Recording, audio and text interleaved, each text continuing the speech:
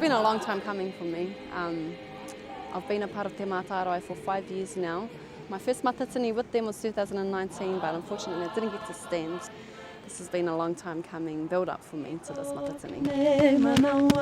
Ki tōku koingo, ki tōku nei tangata, he tangata whakahiko. He uaua ai I runga noa I a koe taiohi ana, he nui tonu te ruma kia ako ai koe ki tēnei reanga, ki tēnei taumata. Engari, he uaua pai. Nā te mea he hua ka puta mai I tō nohotahi ki ngā pakeke, ki ngā toki o te ao haka.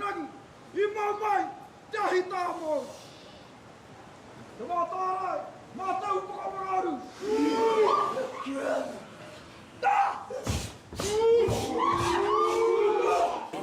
Tino mahi, nui awātu. Kare kore ka pā pauri ngā kau e tahi. Koera te mata. Koe no ko tāku ki a rātou, kai te tūwhera tonu, te kūwaha, hoki mai, ka tō te rā, ka rere te rā. Te rā anō, ka pōwha.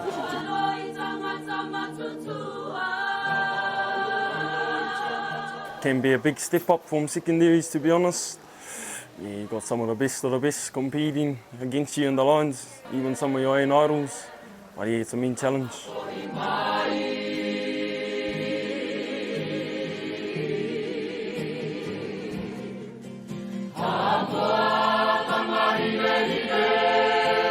He nui ngā rerekētanga, ko te taumata pea o tērā e whakataitaia ai koe, nō reira ko te taha hinengaro he rereke katoa, ko te taha whakataitai o te taha hinengaro me te wairua whakataitaia nō hoki, he rereke atu.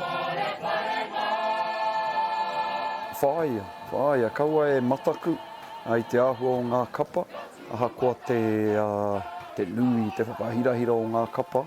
Mā te aha I te ngana, te tomo ki ngā kuaha. Ki te tomo I ngā kuaha, kua tae koe ki taumata tuatahi. He wawata nui tēnei moku, kua roa au e mātaki ana I aku mātua, I taku tuakana, I aku aunties e takahi ana I tēnei papatū waiwai, nō reira he wawata nui, ana e hi kaka ana au kia e ataua wawata. I actually stopped myself moving countries because I knew I can't move until I stand on the matatini stage. It's been a lifelong dream for me, for sure.